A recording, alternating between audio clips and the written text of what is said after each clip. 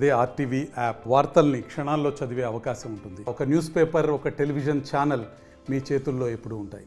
బ్రహ్మోత్సవాల సమయంలో దేవేరులే రకరకాల రూపాల్లో స్వామివారిని సేవించుకుంటారు. సర్పజాతికి అధిపతి అయిన వాసుకి చిన్నజేష వాహనంలో గరుడు, గరుడ వాహనంలో బ్రహ్మాండ నాయకుడిని సేవించుకుంటారు. అలాంటిది సామాన్య భక్తుడు స్వామిని సేవించడం, ఆయన అనుగ్రహాన్ని పొందడం అంటే మామూలు విషయం కాదు కదా. అందుకు కొన్ని పద్ధతులుంటాయి, నియమాలు పాటించాలి. తిరుమల యాత్రకు బయలుదేరే సమయం నుంచి తిరిగి ఇంటికి చేరుకునేదాకా ఏం చేస్తే స్వామి కటాక్షం దొరుకుతుందో ఇప్పుడు చూద్దాం.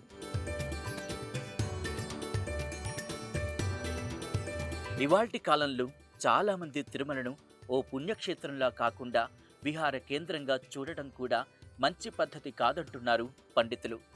దుర్గమమైన అటవీ ప్రాంతంలో స్వామి వెలియడం, అక్కడకు చేరుకోవడానికి భక్తులు కష్టాలకు వచ్చడం కూడా స్వామి నిర్ణయమేనని అంటున్నారు.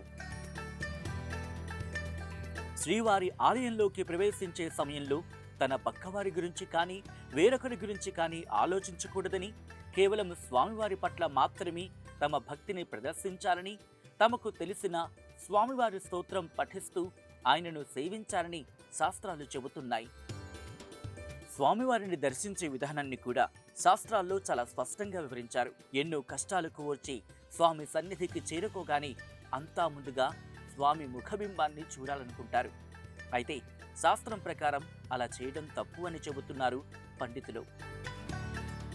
అకాల మృత్యుహరణం, సర్వ వ్యాధి నివారణం, శ్రీ లక్ష్మీ వెంకటేశ పాదోదకం పావనం శుభం అంటారు.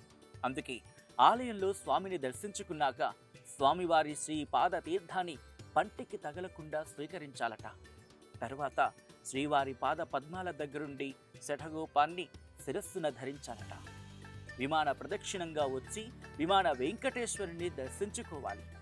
హుండీలో భక్తితో స్వామికి కానుకలు సమర్పించుకోవాలి. ఇక ప్రసాదాలు స్వీకరించే సమయంలో కూడా కొన్ని నియమాలను పాటించాలి.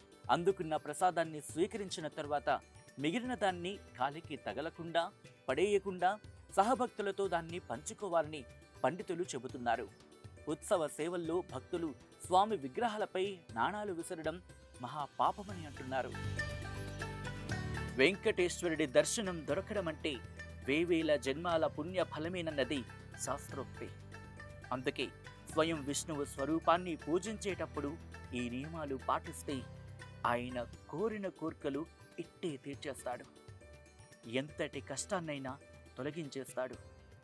ఓం నమో వెంకటేశాయ అనే మంత్రమే అన్ని సమస్యలకు సమాధానం అంటున్నారు పండితులు. తెలుగులో న్యూస్ కి ఫాస్టెస్ట్ యాప్ ఇప్పుడు టోటల్లీ న్యూ అవతార్లో. జస్ట్ 5 seconds లో కంప్లీట్ న్యూస్. సోషల్ మీడియాలో ట్రెండ్స్ కి one stop solution. Live TV app voice search option తో ఇప్పుడే డౌన్లోడ్ చేయండి లేదా అప్డేట్ అయిపోండి. యాప్ లింక్ డిస్క్రిప్షన్ లో ఉంది.